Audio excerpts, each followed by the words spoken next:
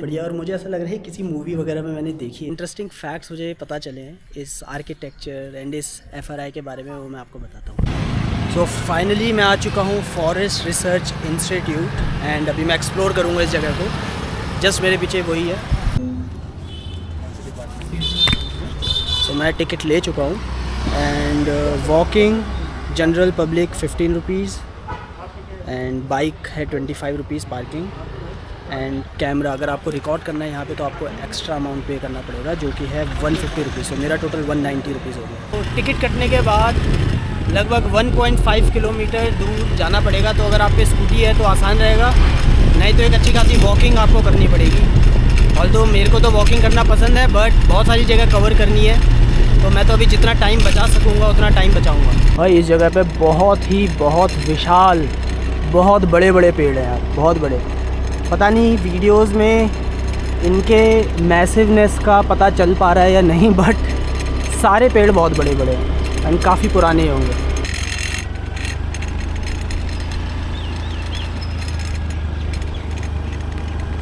वाह यार,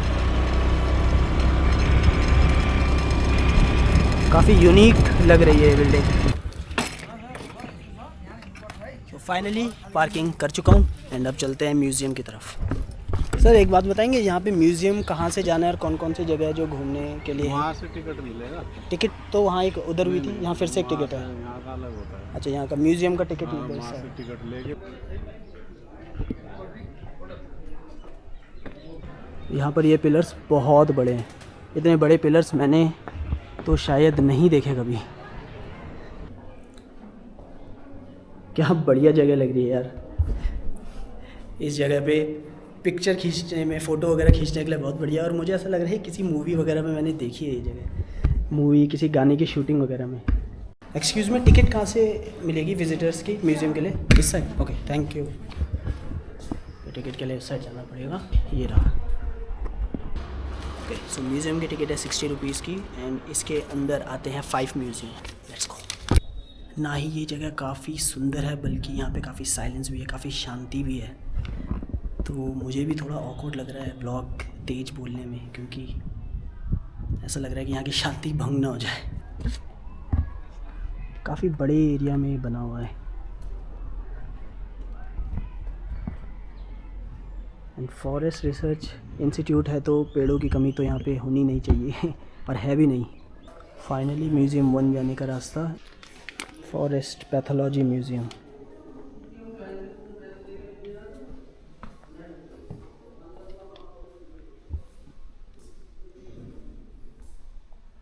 सबसे पहला म्यूज़ियम जो जस्ट मेरे पीछे है वो मैं घूम चुका हूँ एंड उधर फ़ोटो एंड वीडियो अलाउड नहीं है। जैसे इंसानों को कोई ना कोई डिजीज़ लगती है उसी तरीके से पेड़ों को भी होती है। उसी के ऊपर था, अलग अलग वुड के बारे में, टिम्बर के बारे में उसमें था। 2 चीज़ें बड़ी इंटरेस्टिंग मुझे पता चली। जैसे वुड ईटिंग फंगी होते हैं जो कि ऑब्वियसली वुड के लिए बहुत अच्छे नहीं होते बट इकोसिस्टम के लिए बहुत अच्छे होते हैं। करंट जो इन्वायरमेंट की कंडीशन है उसके वजह से वो विलुप्त होते जा रहे हैं। एंड दूसरी चीज़ की था मशरूम्स को लेके। तो क्या होता है कि इसी जैसे फॉरेस्ट डिपार्टमेंट एंड जो भी बोटेनिकल डिपार्टमेंट होता होगा 103 मशरूम्स ये आइडेंटिफाई कर चुके हैं जिसमें से 57 पॉइजनस होते हैं and specially north eastern region में काफ़ी सारे पॉइजनस मशरूम पाए जाते हैं। तो ये आइडेंटिफाई करना बहुत ज़रूरी है क्योंकि कभी कभार आप किसी को एडिबल मशरूम समझ के खा लेते हो एंड उसे खा के मर भी सकते हैं अगर वो पॉइजनस हो तो।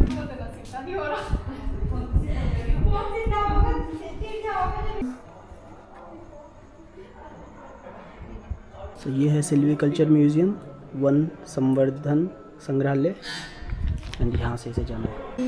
तो सिल्वीकल्चर को आसान भाषा में बोला जाए तो फॉरेस्ट को प्रोटेक्ट करना, फॉरेस्ट की अच्छे से देखभाल करना जिस तरह कि फॉरेस्ट का भी हम अच्छे से यूज़ कर सके, that is silviculture. So starting part में डिफरेंट टाइप्स ऑफ फॉरेस्ट के बारे में बता रखा है।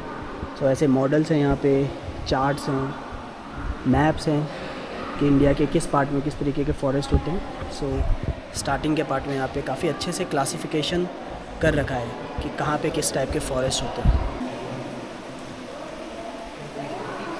यहाँ पे एक सेक्शन है जो evolution of forestry in India बता रहा है। फॉरेस्ट की इम्पोर्टेंस हिस्ट्री में, कब उनका एक्सप्लॉयटेशन हुआ एंड कब फिर से दोबारा से रेगुलेट किया गया, जिस मतलब ऐसे लॉज बनाए गए एंड FRI भी उसी में एक बहुत इम्पॉर्टेंट पार्ट है जो 1906 में बनाया गया था।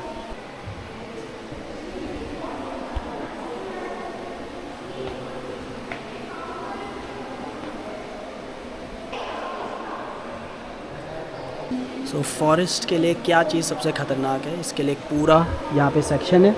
Let's see, deforestation, obviously forest fire.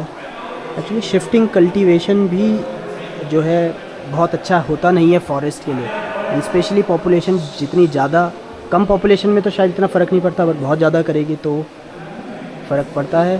Then कुछ unwanted plants, unwanted species, excessively high और लो टेम्परेचर, जो कि आपको पता ही है कि क्लाइमेट चेंज हो रहा है उससे भी दिक्कत है, एंड बहुत सारी चीज़ें। अगेन पहले जो भी चीज़ें हम पेड़ों पे डिपेंडेंसी थी, आज हम एकदम उससे कंपैरिजन नहीं कर सकते क्योंकि पॉपुलेशन बहुत ज़्यादा है, एंड हम अपनी नीड उस तरीके से पूरा करेंगे तो इसके अकॉर्डिंग वो फॉरेस्ट के लिए थ्रेट है। एंड मे बी उसका सॉल्यूशन है डायमेंशंस ऑफ सस्टेनेबल फॉरेस्ट्री। ये आप देख सकते हो। सच बोलूँ तो मुझे बहुत अच्छे से तो इस समझ में नहीं आया है बट मैं आपको दिखा देता हूँ कि ये यहाँ पर एक सेक्शन है इसका।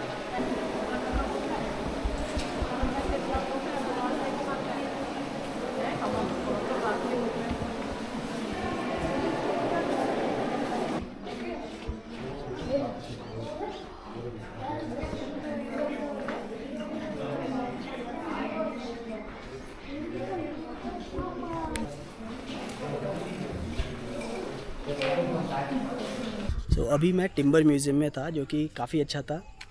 उसमें वुड से बनी हुई बहुत सारी चीज़ें थी। मतलब यार एक टाइम पे जो फ्लाइट, जो एरोप्लेन होते थे स्टार्टिंग के टाइम पे जो होते थे, उनका जो फ्रंट ब्लेड था वो भी लकड़ी से बना रहता था। तो ये ऑब्वियसली वैसे उस टाइम पे लकड़ी ही यूज़ होती होगी, बट ऐसा सोचा नहीं था कभी। सबसे इंटरेस्टिंग चीज़ और सबसे बढ़िया चीज़ जो मुझे इधर लगी, तो वहाँ पे एक 700 ईयर ओल्ड ट्री का एक पार्ट रखा हुआ था, उसका एक क्रॉस सेक्शन एरिया रखा हुआ था, एंड वो टिहरी गढ़वाल रीजन से लिया गया था। एंड वो इतना पुराना था कि जब कुतुब मीनार बन रहा होगा तो उस टाइम पे वो जस्ट एक सैपलिंग था, एंड उसके सेंटर से लेके ऊपर तक जैसे जैसे उस ट्री की एज बढ़ती गई, उन्होंने वो रिप्रेजेंट किया हुआ था हिस्ट्री के कौन कौन से इवेंट उस टाइम पे हो रहे होंगे। तो बहुत ही अच्छा था वो। तो अगर वहाँ पे आओगे तो वो ज़रूर देखना। कि एक चीज़ जो मुझे बिल्कुल सही नहीं लगी, वो इतना पुराना ट्री था वहाँ पे रखा हुआ था, बट फिर भी उस जगह पे किसी ने किसी नुकीली चीज़ से अपना नाम एंड ये सब लिखा हुआ था। ऑल्दो अभी तो लोग देख रहे थे, टच नहीं करने दे रहे थे, बट क्यों यार ऐसी चीज़ों को क्यों ख़राब करते हो। म्यूज़ियम 4 और 5, अभी 4 और 5 म्यूज़ियम बचे हैं, वो देख रहा हूँ। यहाँ पे बहुत सारे बच्चे आए हुए हैं, एंड मैं जब भी बगल से जा रहा हूँ कम से कम बहुत सारे लोग बोल रहे हैं वही कैरी मिनाटी, आपस में Carry Minati. Do I really look like Carry Minati? I don't think so.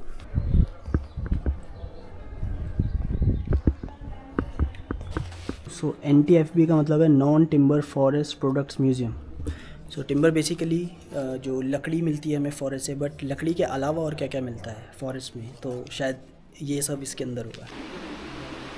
So in short क्या क्या मिलता है, animal origin and plant origin, ये सारी चीज़ें NTFB से बनी हुई है, लकड़ी से नहीं बनी हुई। एंड ये सारी चीज़ें ट्राइबल लोगों की इनकम का बहुत बड़ा source. Even 27% of the Indian population NTFB पे ही डिपेंड करती है for their subsistence, for their income.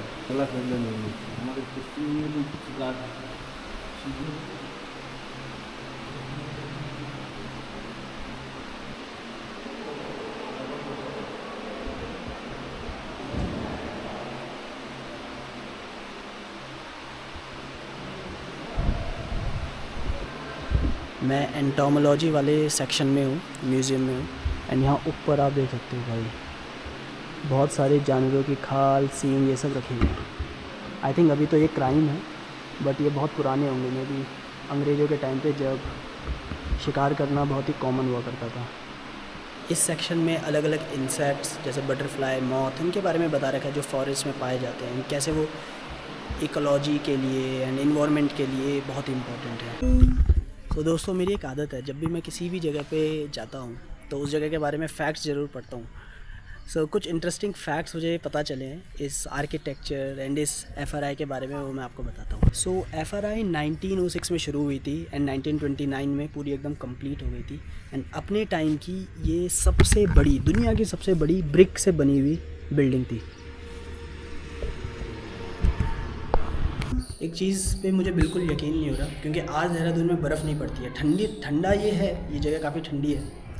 And पहले लोग बोलते थे कि हाँ यहाँ पर बर्फ़ पड़ा करती थी। एंड मैंने कहीं पे पढ़ा कि इस FRI के अंदर, इसके प्रेमिसेस पे बर्फ़ पड़ती थी, वो भी 3 इंचेस थिक। बहुत ज़्यादा नहीं है, बट इतनी स्नो यहाँ पे पड़ती थी एक टाइम पे, इवन 1945 में, ऐसा मैंने पढ़ा था। एंड एक लास्ट फैक्ट जो मैंने पढ़ा वो ये कि World War II के टाइम पे मेन बिल्डिंग के आगे क्रॉप्स उगाए गए थे, जैसे वीट एंड और भी डिफरेंट टाइप्स ऑफ क्रॉप। यार मुझे तो यहाँ बहुत मज़ा आया। मैंने आपको बताया था म्यूज़ियम घूमना मुझे बहुत पसंद है, क्योंकि बहुत कुछ जानने को मिलता है। एंड वो मेरे साथ यहाँ भी हुआ, बहुत सारी चीज़ें जानने को मिली। एंड अगर आपको भी फॉरेस्ट रिलेटेड या फिर वैसे भी कुछ भी जानना पसंद है तो you must visit this place, forest research institute.